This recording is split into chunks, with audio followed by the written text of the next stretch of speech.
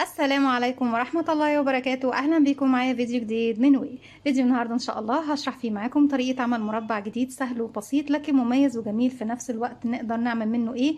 نقدر نعمل منه شال مستطيل، تقدري تعملي منه مفرش للسفرة، تكوني منه بلوزة أو كارديجان.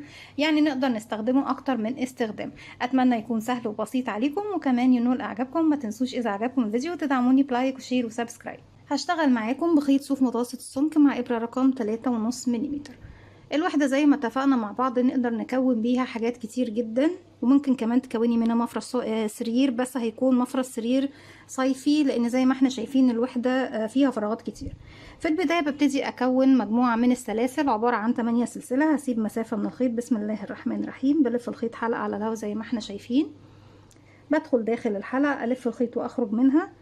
بعد كده بعد 1 2 3 4 5 6 7 8. هسيب التمن سلاسل واروح للحلقة اللي احنا طبعا كنا لفينها في البداية اهي. بدخل فيها، هسحب الخيط واخرج منها من الحلقة اللي عندي على الابرة. طرف خيط البداية ببتدي اشده، بقفل بقى ايه الدائرة زي ما احنا شايفين. عمره ما هيفك معاكي ابدا، وفي نفس الوقت احنا بعيد عن عدد السلاسل اللي احنا ايه اشتغلنا. هبتدي اكون 4 مجموعات، كل مجموعة مكونة من 5 عمود بلفة داخل السلاسل دي. وبعد كل 5 عمود بلفة باخد 3 سلاسل مسافة. بسم الله الرحمن الرحيم. 1 2 3. وبعتبر ال3 سلاسل الارتفاع دول هما اول عمود بلفة موجود معي. بدخل اشتغل 4 عمود بلفة. بعد منه بشتغل العمود بلفة ازاي؟ بيكون عندي على الابرة حلقة، بلف الخيط لفة واحدة بقى حلقتين. بدخل فراغي، خيط البداية بخليه معايا ظهر السلاسل، اسحب الخيط واخرج معايا 3 حلقات على الابرة. بلف الخيط واخرج من حلقتين، يتبقوا 2 بلف الخيط واخرج منهم. كده 1 2 3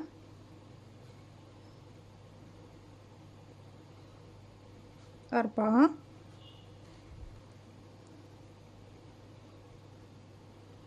5. تقدري تستخدمي لون واحد وتقدري تستخدمي مجموعة الوان او تدريجات الالوان اللي انت حباها، وانا بفضل دايما الالوان زي ما انتوا عارفين. بسم الله. 1 2 3. بعد ما خلصت 5 عمود بشتغل 3 سلسلة وارجع تاني اكون 5 عمود. 1 2 3 4 5. 3 سلسلة. 1 2 3. وهرجع تاني مرتين اكون 5 عمود 3 سلسلة 5 عمود 3 سلسلة وارجع لكم. رجعت لكم تاني وزي ما احنا شايفين كده بقى معايا 5 عمود 3 سلسلة 5 عمود 3 سلسلة. بعد 1 2 السلسلة رقم 3. بدخل واقفل فيها بغرزة منزلق. السطر اللي جاي بيكون تكرار للسطر اللي فات، هو يعني بشتغل فوق الأعمدة أعمدة زيها مع اختلاف بسيط، وفوق السلاسل بردك سلاسل زيها. بس الاختلاف عندنا في السطر اللي جاي ان عدد السلاسل هيزيد. بدل ما كنت بشتغل 3 سلسلة هشتغل 6 سلسلة يا بنات. فبرتفع بسم الله 1 2 3 سلسلة وبعتبرهم عمود فوق العمود الأول، واروح فوق العمود التاني ابتدي اشتغل كده 2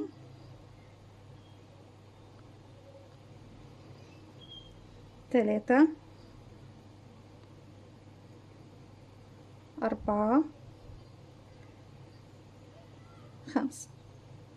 بعد ما خلصت ال5 مكان ال3 سلاسل هاخد 6. بسم الله 1 2 3 4 5 6. وارجع تاني اكون 1 2 3 4 5 5 اعمدة فوقيهم، وفوق ال3 سلاسل بشتغل 6، وهكذا لغاية ما بخلص المربع كله وارجع لكم. رجعت لكم تاني في نهاية السطر بقفل بمنزلقة في ثالث سلسلة ارتفاع فوق الأعمدة. بردك هشتغل أعمدة، معنى اني برتفع 3 سلسلة وبشتغل 4 عمود فوق ال4 عمود الباقيين. 1 2 3. وبعتبره عمود فوق العمود. هروح فوق الغرزة اللي بعدها كده 2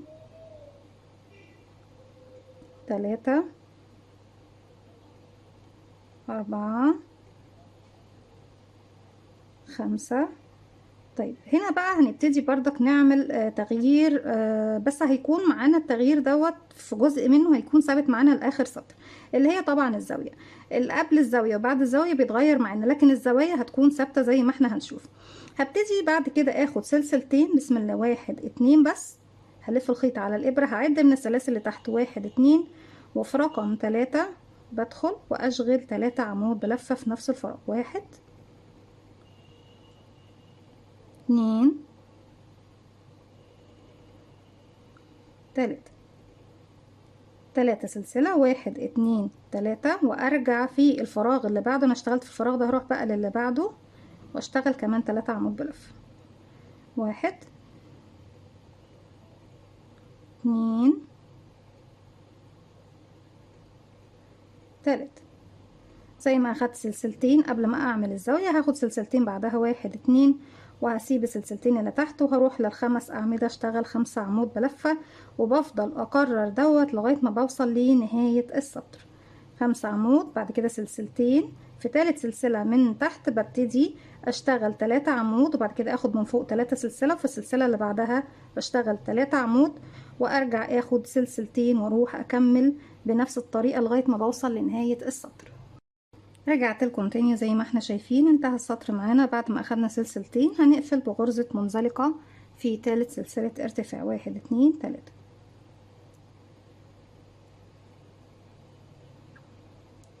السطر اللي جاي بارتفاع 1 2 3 سلسلة، وبعتبره عمود بلفة، وبكمل 4 عمود على ال4 عمود اللي جايين. بنشتغل على 5 عمود 5 عمود زيهم.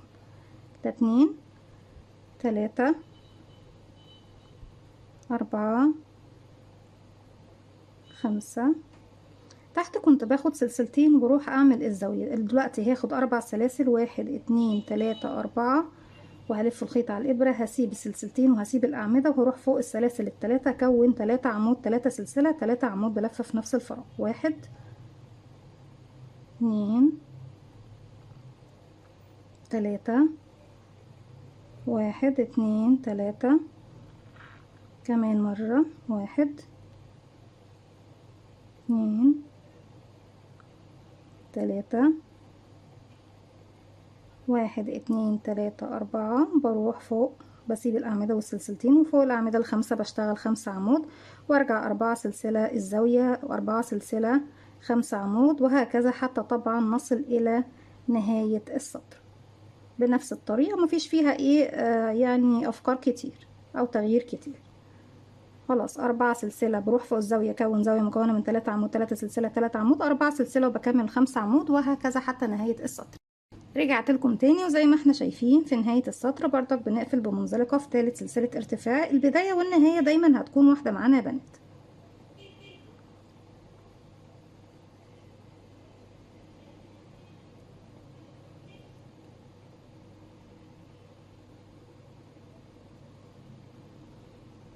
بين ارتفاع 1 2 3، وبشتغل 4 عمود على ال4 عمود اللي جايين كده. 1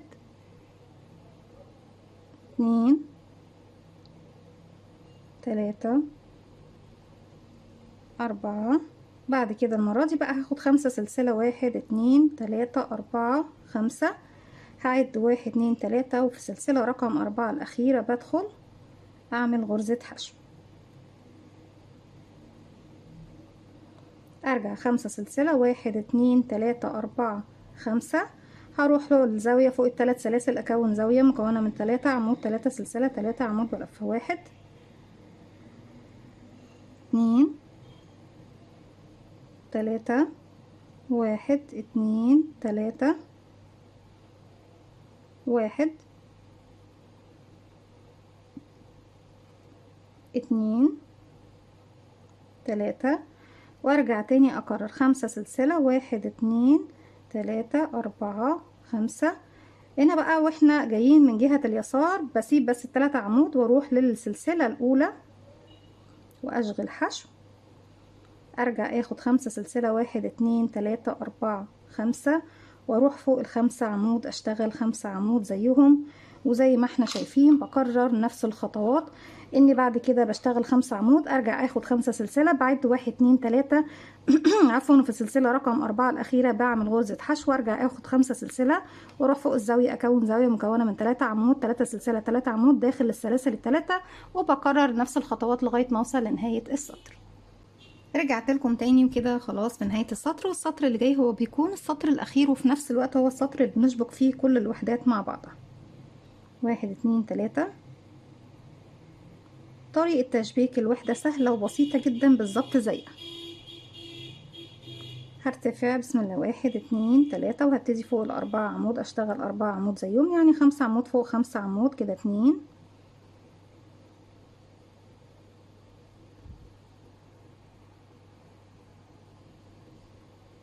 3 4 5. طيب احنا دلوقتي هبتدي اشتغل هنا في المكان ده بطريقة معينة، ان انا باخد 4 سلسلة 1 2 3 4 وبنزل هنا فوق السلسلة رقم 3 1 2 رقم 3 بدخل فيها وبعمل غرزة حشو، ارجع اعمل 1 2 3 4 هسيب طبعا سلسلتين والحشو واسيب كمان سلسلتين واروح في المنتصف هنا اعمل غرزة سلسلة رقم 3 بعمل غرزة حشو، ارجع اعمل 1 2 3 4 وفي المرحلة دي هروح بقى للزاوية بتاعتي، ابتدي اكون 3 عمود 1 2 3. طيب في الزاوية كنت بشتغل 3 سلسلة، هشتغل سلسلة واحدة بس منهم يا بنات، وهجيب بقى الوحدة اللي هبتدي اشبكها بالشكل ده برفعها، ومن تحت السلسلة رقم 2 في الزاوية المقابلة اللي هشبك فيها بدخل اسحب الخيط واخرج معايا الابره حلقتين بلف الخيط وبخرج منهم كده. خلاص شبكت في الزاويه اللي في الخلف، ارجع تاني في المكان دوت اخد سلسله واكون 3 عمود بلفه بقيه الزاويه ايه بتاعتنا 1 2 3. طيب كده خلصنا الزاويه. المفروض بقى ان انا بعمل ايه يا بنات هنا في المكان دوت، باخد 4 سلسله، لكن طبعا وانا باخد ال4 سلسله المفروض اني بشبك في الجهه التانية المقابله ليا. طيب مش هاخد 4 سلسله، هاخد سلسله واحده بس وهروح للجهه المقابله هنا اهي، ببتدي بقى اعد او من تحت عادي مفيش مشكله، انا بعد 1 وبروح بردك للسلسله رقم 2 اهي وبشبك بغرزه حشو، ارجع اخد 3 سلسله 1 2 3 هلاقي الخمس سلاسل عندي، بعد 1 2 وفي السلسله رقم 3 بنزل واعمل حشو. طيب بناخد 4 سلسله عشان نروح نعمل الفراغ اللي جاي، هاخد 2 بس 1 2 وهروح للفراغ اللي بعده هنا السلاسل اللي بعدها من تحت حتى السلاسل مفيش اي مشكله، بعمل غرزة حشو وارجع اخد سلسلتين 1 2 واجي هنا 1 2 وفي رقم 3 بعمل غرزة حشو. المرة دي هاخد 3 سلاسل 1 2 3 وهروح بقى للمكان اللي في الخلف هنا بعد بردك 1 2 تالت سلسلة عندي اهي بعد بس السلاسل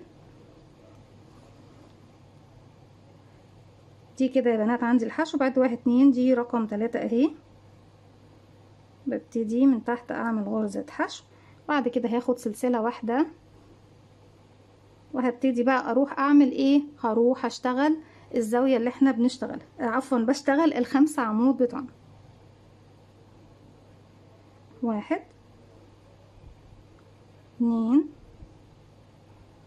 3 4 5. تاني هرجع اكرر باخد سلسلة اروح اللي في الخلف هنا بعد السلسلة الاولى بسيبها بدخل فوق التانية من تحتها كده اعمل حشو وارجع اخد 1 2 3 انزل عند تالت سلسلة من هنا 1 2 دي رقم 3 اعمل حشو سلسلتين 1 2 الفراغ اللي في الخلف هنا بنزل من تحت اعمل حشو 1 2 وارجع هنا وبعد 1 2 وفي رقم 3 بعمل حشو،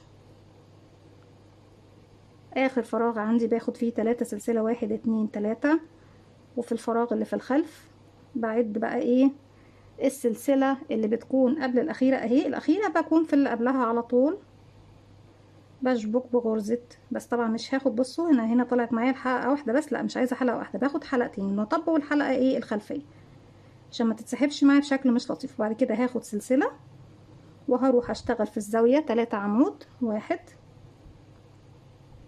2 3 سلسلة الزاوية اللي في الخلف هنا بنزل من تحت السلاسل ال3 اسحب الخيط واخرج واعمل غرزة حشو واخد سلسلة وارجع اكمل الزاوية 3 عمود بلفة 1 2 3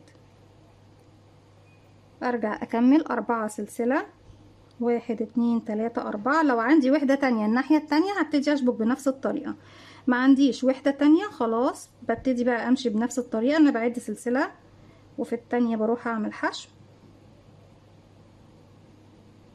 عفوا بعد 3 سلاسل الناحية التانية بس بعد سلسلة. 1 2 3. في التالتة بعمل غرزة حشو. 1 2 3 4. هعد 1 2 وفي رقم 3 بعمل حشو.